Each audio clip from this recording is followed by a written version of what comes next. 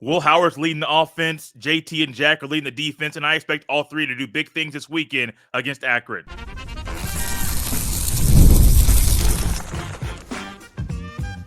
You are Locked On Buckeyes, your daily podcast on the Ohio State Buckeyes. Part of the Locked On Podcast Network, your team every day. Welcome in, Buckeye fans, to a Wednesday edition of Locked On Buckeyes, part of the Locked On Podcast Network, your team every day. Here on Wednesday, August 28th in the year 2024. I'm your host, Jay Stevens, also the host of the Jay Stevens Podcast, and today's episode is brought to you by Gametime. Download the Gametime app, create an account, and use code LOCKEDONCollege for $20 off your first purchase. Terms apply. Here with us today is my favorite NFL draft analyst, but he also covers the NFL draft and college football for A to Z Sports. It's Ryan Roberts. Normally, Ryan's here, a part of our preseason coverage leading into the Buckeye season. But as I told Ryan off air, your boy had a son this year, and my whole schedule got wacky. So Ryan understands there. But Ryan, welcome back to the show, man. I appreciate it, Jay. If anybody, I mean, I don't actually, that's going to sound a little bit presumptuous, but you know, I have had two kids at this point, right? So like, I do know the struggle of trying to be a content creator and also creating humans, which is a pretty wild difference, man. So hats off to you to get back on the rails, man. I know it takes some people, including myself, a little bit longer, but you jumped right back in, man, which is good for you. Had to jump right back in. Couldn't stay away too long. And one guy who's looking to jump in this season and make some noise immediately is Will Howard.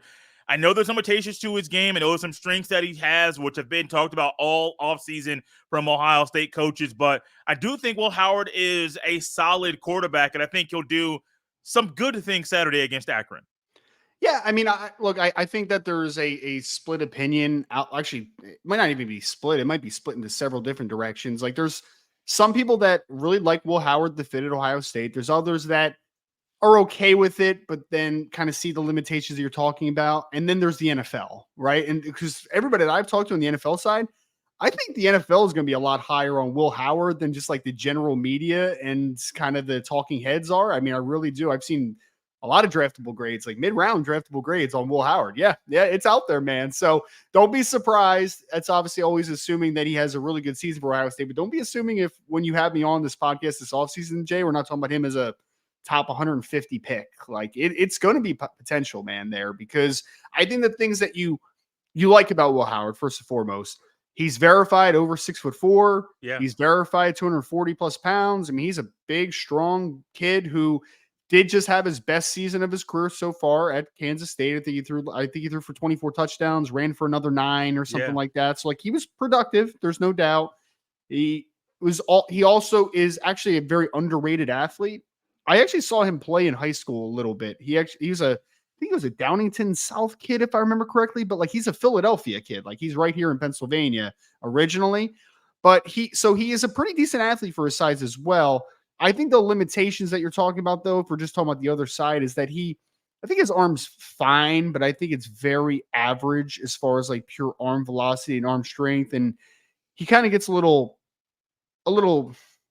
flustered in the pocket, for lack of a better word at times. But I do think in that system, look, Kyle McCord was not a great player. He had some pretty good stats at the end of the day in 2023 because the offensive system that Ohio State has, the playmakers they have, there's a lot of that accentuates what a quarterback can do well. And there are certainly things that Will Howard does do well on the field.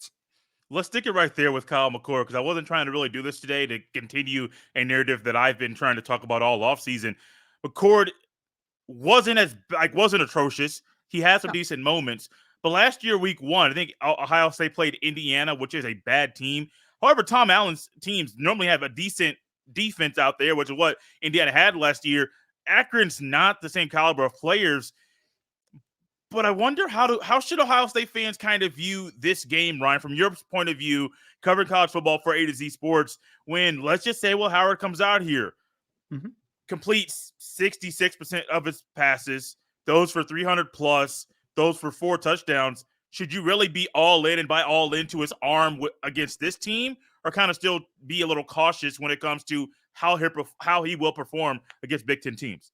I mean, you have to be a little bit cautious. I think that it would be a little bit like it's dishonest if you're not a little bit cautious with this type of performance, because I actually feel bad, Jay. I mean, for people that don't know, and I'm sure Ohio State fans do at this point because they've been doing their digging on Akron, but Joe Moorhead is the head coach there, who's a very good offensive mind. But I mean, when's the last time Akron's been good at football, right? Yeah. I mean, the Zips just aren't traditionally a football power. That's a weird little mascot right there. I don't know what a Zip is, but it's very weird. No idea. I actually probably am going to Google after we get off what the mascot is for Akron, as far as like the actual real life mascots, to just kind of have a little bit more knowledge of the Akron Zips, I guess. But look, I think that for me, I'm always an eye test guy, right? Like that's my first and foremost. Stats will come as long as the process is good, typically, and especially for Ohio State. Like if your process is good, the results are typically going to come from a box score production perspective.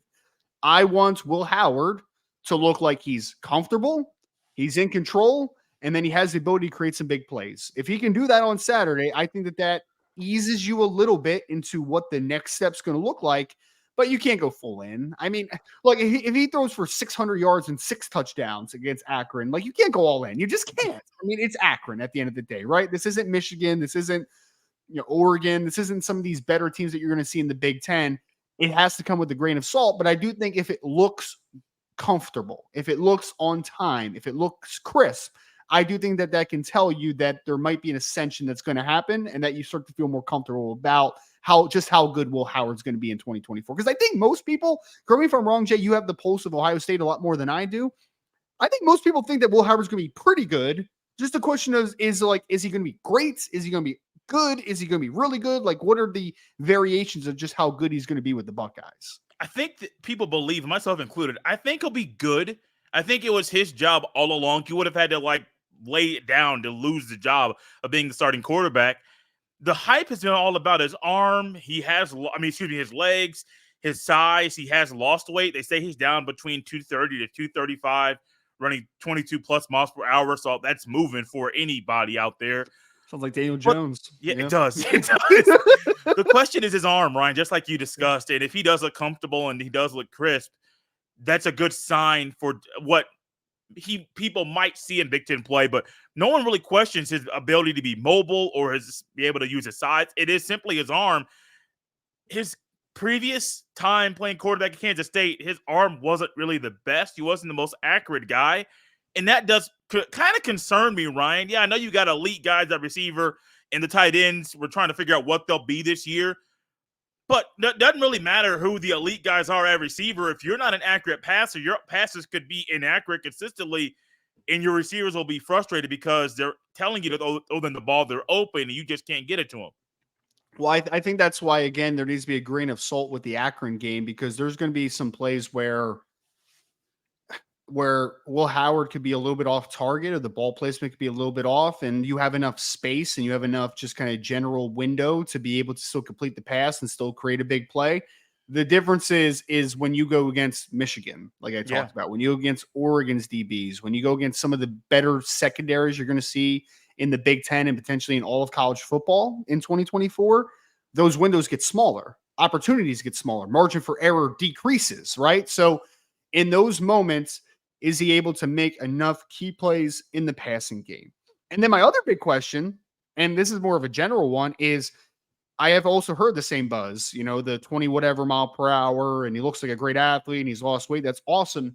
But one thing that we've always talked about with Ryan Day was when he's had more athletic quarterbacks a la a Justin Fields, he doesn't always accentuate that strength. Correct. Right? Because I remember watching Justin Fields and I'm like, that dude's a great athlete. Why are we not utilizing that athleticism a little more? And then he goes to Chicago Bears and he runs for 1,000 yards in an NFL season, right? It's like we're allowed to accentuate strengths a little bit. That has just not been a part of a quarterback's game, in my opinion, over the last few years that Ryan Day has really accentuated. He's shown off the ability to be short intermediates, to even, CJ Stroud was a really good deep ball thrower. We've seen guys be able to complete deep passes in the Ohio State system. But as a runner, literally those two that I just gave examples of, Jay, Justin Fields felt like he had shackles on him as an athlete at times. Like it just felt like that. And then the second one, I remember having this conversation. Why does CJ Stroud look like he's a statue all the time? And then he goes to the Houston Texans this year, and all of a sudden he can create some things out of structure where you're like, we didn't really see that at Ohio State that much. It was kind of hidden. So I'm curious if they allow Will Howard to be an athlete. Do they involve him in the quarterback run game? Do they let him to make plays out of structure at times? I'm just very curious to see if that part of his game gets accentuated at all with Chip Kelly as the offensive coordinator. Ryan, you said the name Chip Kelly, and I have a Yes. little thought about this very topic. We'll talk about it next. This episode is brought to you by Gametime. Gametime has a new feature called Gametime Picks that makes getting tickets for your favorite live events even easier. Gametime Picks filters out the fluff to show you only incredible deals on great seats so you don't have to waste time searching through thousands of tickets. Gametime is a spot that helps you make your ticket purchasing process a whole lot easier. You can get a panoramic view from your seat.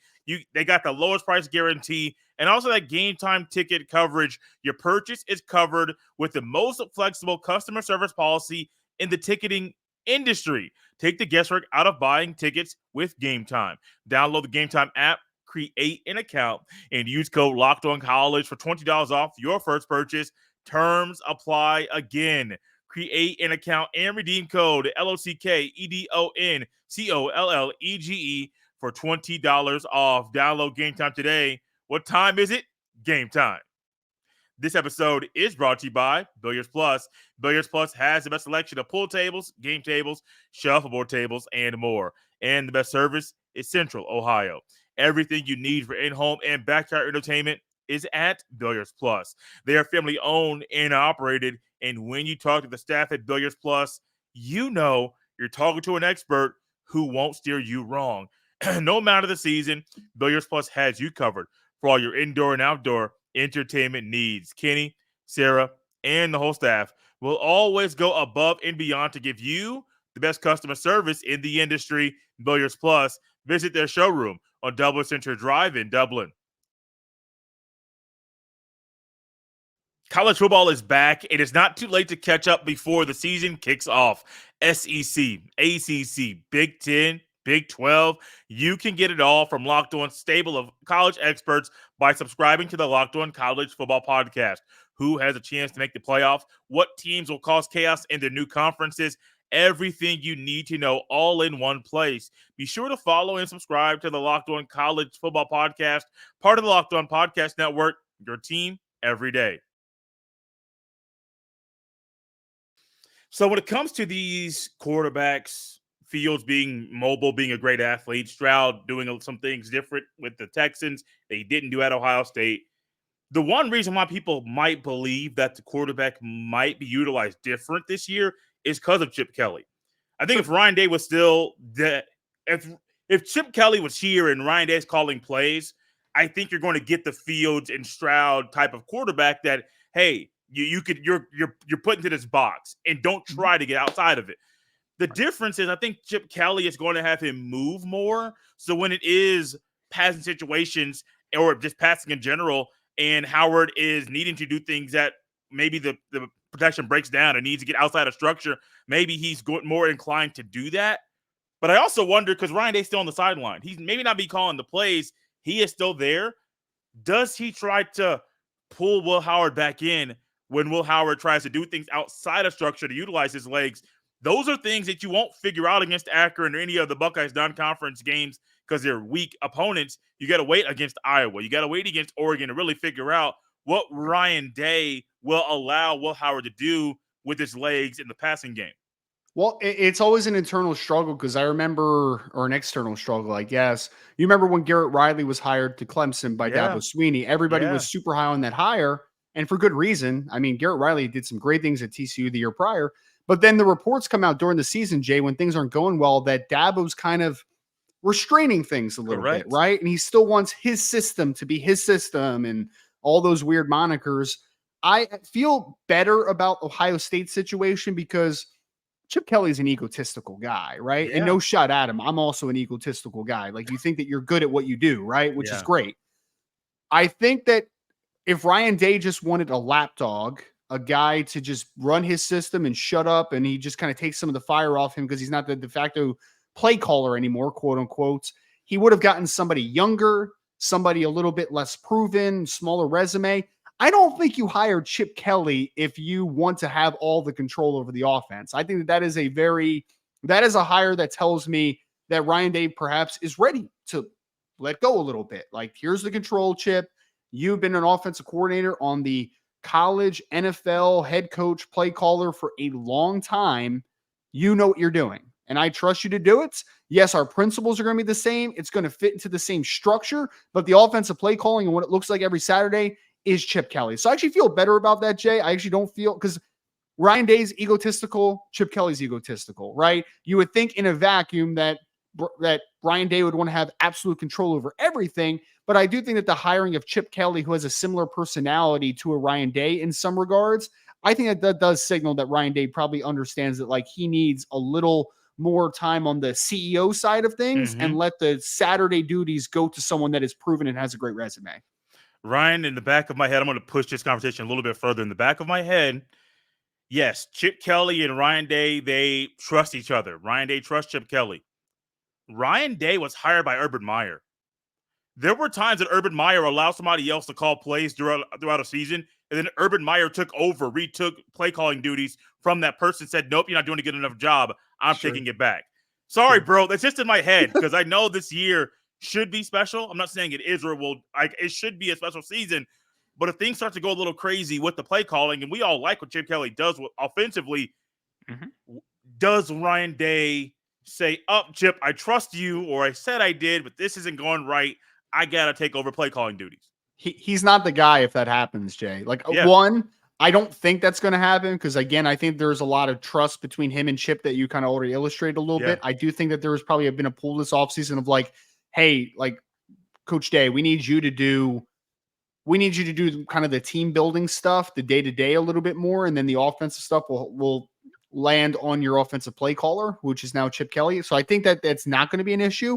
But if there is that struggle and any of that stuff happens, one, it's going to blow up because Chip Kelly is not going to be stripped of offensive coordinator duties and stay quiet. Like, he's not, like, that is going to be a volatile situation. But more than anything, if that is a struggle that happens and Ryan Day ends up making that type of decision in the year 2024, then that's a signal that he's not the guy for Ohio State, man. Because for all the, 56-8, whatever his record is, I forget what it is. It's somewhere in that ballpark. For all the good he's done, Ohio State fans and national fans still do want to see more. They want to see him take that next ascension, right? Like, he's gotten to the playoffs. They've played pretty well in the playoff games, but now it's the next step of like, hey, you can't lose to Michigan and you need to win some of these big games and win a national championship. That's what the standard at Ohio State. So Ohio State wants to win Big Ten and national championships at the end of the day. And this seems like a year with the roster that they have, with all the talent they acquired this offseason, with all the talent that they retained this offseason, this is the year for Ohio State. Like, there is no reason that they can't win a national championship this season. And if something internally happens like that, your antennas should start really popping up, because there might be a conversation that needs to happen of Ryan Day's a good coach, but is he the right coach for this situation? I think that question could get popped up if anything like that happens. That is literally an off-season topic, Ryan, that I might touch in 2025. Not right now, because on my mind are JT Tuimoloau and Jack Sawyer. I've heard Ryan on his show. I did not talk about that show earlier, Ryan, in the show. You can go ahead and talk about that here in a second. But Jack Sawyer and JT Tuimoloau are two guys to me that Ohio State's very fortunate to have at defensive end. I think the Buckeyes will get a monster year from JT. I mean, one of those years that they'll be talking about for a long period of time. I think Jack Sawyer will be a very solid piece of the Buckeyes defense. Yeah, so here's my thing on the two of them. I am still a big fan of JT Tuimoloau in the sense of, like, I think he's a top 50 pick, right? Like, I think that he's a guy that's steadily going to go in the early second round, if not more higher. I like JT a lot. He's a technician. He plays with a incredible plan. He plays with good technique, a good approach. Everything's good. And you know what I love about JT too, Jay, is that in the biggest moments, he seems to be the guy that makes the play, right? Like, I point to the Ohio State game where if Notre Dame completes this screen pass when they had the lead late there in the fourth quarter, Notre Dame probably runs the clock out. Like, they probably do. Who's the one that has the wherewithal to bat down this screen pass? It's JT Tuimoloau. Like, he's that guy, in my opinion. I think he is going to be a solid to good NFL starter. I think that he's probably going to be a 6 to 8 sack a year guy. Play good run defense. Like, he's just going to be a positive starter for you. Jack Sawyer is a little bit more divisive for me. Mhm. There are some people in the NFL that like him a lot. I mean, he's got like 3rd, 4th round grades somewhere in that ballpark. But there's some people in the media that really like him a lot. Like I've seen him in 1st round mocks at some Excuse points. me? I've seen Stop it. it's been there. It's yes. I could send them to you if you would like. They must be hanging out with Pat McAfee, man, because McAfee was on one on the show last week. They must be doing the same thing he was. Oh man, yeah. So there are some people that are very high on Jack. There's obviously also like 2 to 3 round mock drafts this time of year, and I see him steadily in those conversations as well. I like someone compare him to Sam Hubbard, which I think is a pretty good. It's a pretty good comp, pretty good, Yeah. not great, but it's good in the sense of Sam Hubbard did a lot of the little things well. He was not a flashy pass rusher. Mm-mm. He was not a guy that just was the overly sexy edge bender, like all those types of things. But Sam Hubbard just made plays. Like he was just a good player, just He a still does. good football player. Yeah, he still does for the Cincinnati Bengals, to your point, right? And I think that for me, that's what I see for Jack. Like I think Jack could be a solid player in the NFL. Could be a kind of a grinder. I don't think he's going to be quite as good as Sam Hubbard, but I could see him being a valuable member of a defensive end rotation on the next level. Where he loses me, and I think people see the end of the year stacks last year where he had like 6.5 sacks, and a lot of people go, wow, he took a nice step as a pass rusher. But if you go back and look at his sack production last year, man, not many quick wins, a lot of coverage sacks. Like, again, not a bad player by any stretch, but I do think that I am lower on him comparative to what the NFL is and comparative to what a lot of the media are. I see a 4th to 5th round football player, which, again, nothing wrong with that. But I do not think that he is quite the 5-star talent that people acted like he was coming out of high school. No, he's not. I want to dive more into these two guys here in a second because I'm curious to just get some kind of more projection about what these guys will do in their last season at Ohio State and how that projects to the NFL. I'll tell you next. This episode is brought to you by 5 Hour Energy. Want to get in shape but having trouble staying motivated? Make 5 Hour Energy shots part of your lifestyle and get the energy boost you need to get fit. We all know you sometimes do not want to go to the gym. Take a 5 Hour Energy shot to give you the feeling and alertness so you can get to the gym. With 0 sugar and a convenient portable size, it's the perfect pick-me-up for getting stuff done. The 5 Hour Energy website has flavors galore like watermelon, tropical burst, grape, berry, and more. There's a flavor for everyone. Make sure you try them all. On the site, you even have the option to build your own 12-pack or 24-pack. You choose the flavors, and it is delivered right to your door. If you go to 5hourenergy.com, that is the number 5hourenergy.com, and get some 5 Hour Energy product today, you can use my promo code LOCKEDONCFB to receive 20% off your order. The offer is only valid until September 30th on one order and cannot be used with other promotions. The code is not good on subscription orders. Go to 5hourenergy.com today. Ryan, let's start with JT first because I've been high on him. I've really enjoyed watching him play. In the moment that he committed to Ohio State, I believe it was on the 4th of July, I'm like, oh, yeah, he's going to be one of those guys. The one thing I think he needs to do for Ohio State, which will also help him in the NFL as far as draft conversations, is be more consistent. If he finds a way to do the same things he's been doing when he's doing at his best, but just not do it consistently, you're looking at a guy that's probably your early 2nd round pick. Now, if he does the same thing as he has been, you're probably looking at a guy that's the end of the 2nd round, maybe 3rd round, early at worst. But I do think JT is a guy that Ohio State desperately needs his consistency, and I think he'll provide that this year. It will help him move up draft boards too. Yeah, I mean, I think that, and I've seen a lot of NFL grades on him right now, and there's a lot of early day 2 picks. So that's that's early 2nd round, right? Yeah. So like people have early to mid 2nd round grades. A lot of places on JT Tuimoloau.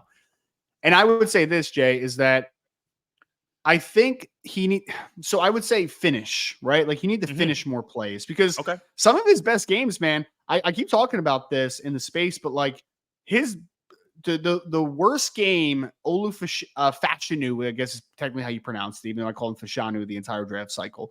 Olu Fashanu, who went 1st round, top 15 overall pick, very talented offensive tackle for Penn State. his worst 2 games that I saw in back-to-back years were playing against JT Tuimoloau. Like, Couldn't he block had a him. battle. Yeah. I mean, he had a couple nice reps, but otherwise, like, JT won. JT won a lot of reps against Olu, right? So that's telling, because if I'm JT Tuimoloau and his camp, his agency, I'm saying, like, hey, go watch the Penn State game. Like, you guys love that offensive tackle so much that when in the first rounds, JT gave him the business. Like, he had a lot of wins against a guy like Olu Fashanu.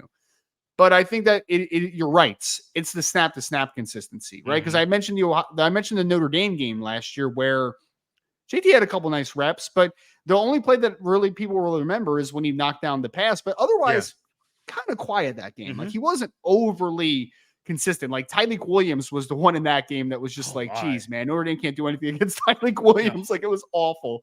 But JT, from a game to game, snap to snap perspective, needs to finish more plays because he has pretty good bends for the most part. He's a really good technician and he's got pretty good length. I mean, he's over 6'4", he's 270 pounds. He's got strength to his profile. He should be a more productive football player. Now, I think he's a very good football player, but he should threaten 10 sacks in a season at Ohio State. Like, he has that potential. For whatever reason, his production has not matched his talent and matched the flashes that you've seen.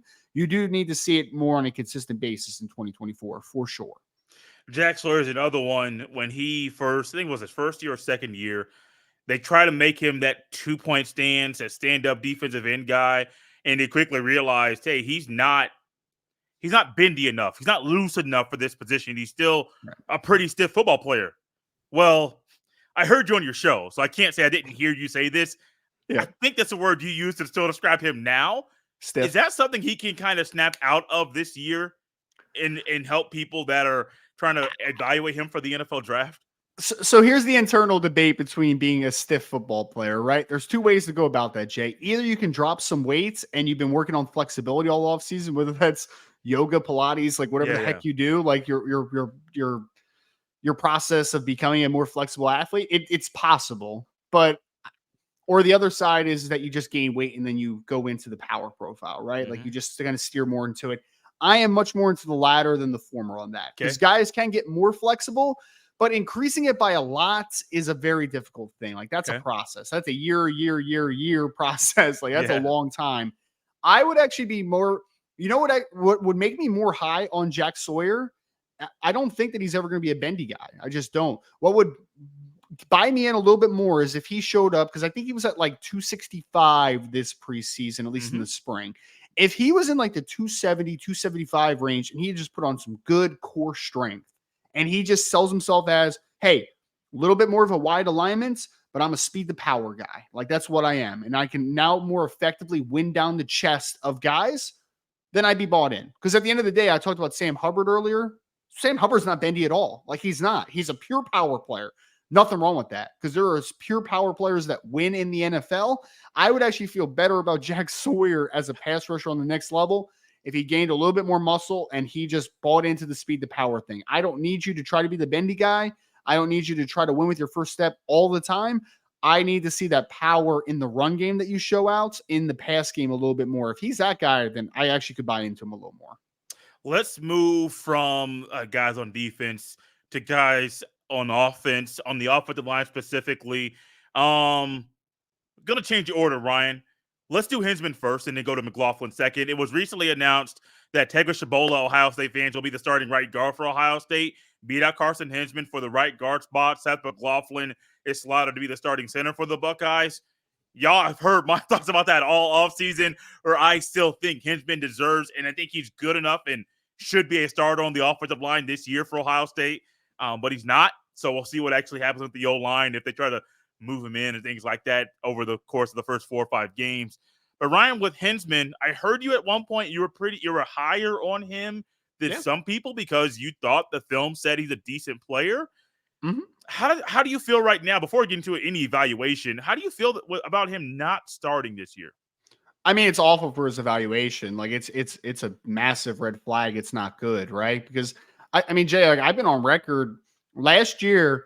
I thought Simmons, the left tackle, got a lot better as the season went on. By the end of the year, I thought he became a legitimate prospect. Like, he has fans there Josh Fryer, I think if you're projecting him inside the guard, I think that he has a projection to the next level as well that you can at least get a little bit excited about. But there were times last year that I thought Hinsman was the best offensive lineman on the team as far as the starters go, right? Or outside of maybe Donovan Jackson, obviously, right? So, but there were times where I thought that he was a guy that was ascending. And then to see that he didn't win a starting job first he got replaced at center, right? Because they're like, all right, Seth McLaughlin, like come in, you're going to be the starting center. But then not to win a starting guard spot is not great. I don't know anything about the kid that's starting at guard over him. Like, I don't know. Obviously, I know a lot about Donovan Jackson at this point, but I don't know the other players. So I would never pretend to say like, oh my God, how can you start that kid over Carson Hinsman? Like, I have no idea if that kid's good or not. Zero idea. I'll know this season, obviously.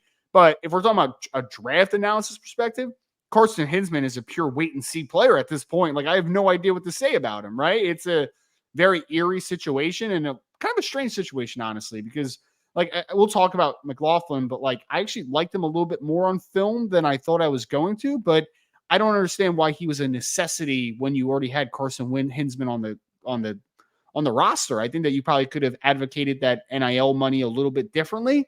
But I guess that's a conversation for a little bit of a different day. But Carson Hinsman, I thought, was a talented player that showed flashes in 2023. But it seems like his time might have to wait or maybe be in a different location at some point because he will not be starting in 2024, at least to begin the year. I think the latter. I won't dive into that and say why it's too much. I think it is more he may be up out of here. I know if he decides to stay, that center job is his, but you lost your spot going into the Cotton Bowl. And then you lost your spot going into a season after you started last year. This doesn't sit well with you. Doesn't sit well with me either. But Ryan, let's move to McLaughlin. We're almost up out of time. Yep. I like that you went back and watched the film on him because I think if a lot of people out there already have their minds made up that, hey, he can't snap. Here's why. There's 3 or 4 or 5 different reasons as far as why he had snap issues last year. The year before, he's a multi-year starter at Alabama. He's an all-SEC guy, which, Ryan, to me, says a lot about him and what he should be this year at Ohio State. Yeah, well, so borderline draftable grades from the NFL real quick, right? So, like, I've spoken to some people that have, like, 6, 7s on him. I've talked to some people that have PFAs on him. So, like, he's a late-round potential draftable player. And like everybody, the preconceived notion, Jay, was when you heard about the news, you're like, wait, the kid that just played against Michigan and forgot how to snap? Like, Correct. that's the kid we're Correct. talking about, right? And that was a bad game. Like, he had a bad game and a bad moments. But I went back and watched 2 other games from the year for McLaughlin. I actually ended up giving him a 7th round grade, which, isn't great, but like it's a draftable grade. So it's good in a vacuum, right? And I think he's a better player than what people are going to paint him as, to be honest. Like, there's nothing necessarily flashy about him, but in the other games, he was pretty consistent, man. Yeah. And I think he has a solid blend of power, movement skills, like nothing plus, nothing great, but a lot of solid, I think, on Seth McLaughlin's film. So, yeah, I watched this game and I came away a lot more impressed than my initial reaction because the Michigan-Alabama game was the one that was steadily on my mind. Ryan, we're up out of time, man. I wish we could do more of this. Like I said, my schedule was wacky, and I know you understood when Jay did not text you saying, hey, come on this day and this day and this day. But I appreciate we could get this in, at least right now. And we may sprinkle this in maybe a little bit in the season, which we normally don't do, to get some, hey, what about this guy? What about that guy during the year? Ryan, I'm done talking. Where can people catch your podcast, read your articles, and some things you're doing throughout the season to talk about college football? Yeah, man. That Rise and Draft on Twitter, like Shake and Bake, Rise and Draft on Twitter. You can find everything. It's kind of just the hub of content at this point. A to Z Sports. You can check out the NFL Draft tab. You can check out the college football tab. You can also check out the Notre Dame tab if you're a Notre Dame fan out there, because I've been dumping in content to all 3 of those areas so far this off season. I'll be doing a lot of recapping stuff this week also when Notre Dame plays against Texas A&M on Saturday night, which is obviously a big affair.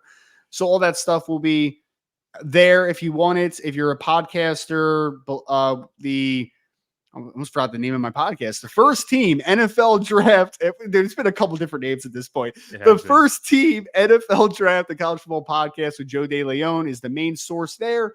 I also started doing the Football Room podcast at A to Z Sports. You can find it on any and all of your favorite podcast platforms, where it's similar, but it's a little bit more film-based analysis on a week-to-week perspective. So make check out there. And Jay, thank you as always, my friends. Ryan, I used to think of you as a guy who was just going to write all these articles, but now you're doing 2 shows at a time. It's pretty busy, man.